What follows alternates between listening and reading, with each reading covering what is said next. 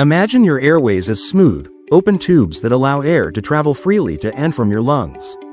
In a healthy person, breathing is effortless. But in asthma, the airways become chronically inflamed and overly sensitive to different triggers. When a person with asthma is exposed to allergens like dust, pollen, or smoke, the immune system overreacts, activating inflammatory cells.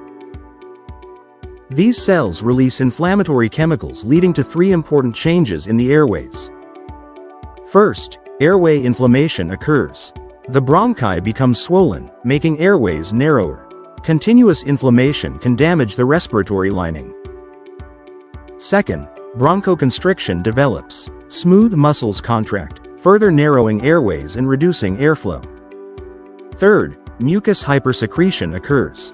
Glands enlarge and excessively produce thick mucus, leading to mucus plugs blocking airflow. These repeated episodes of inflammation can lead to airway remodeling, causing permanent airflow limitations.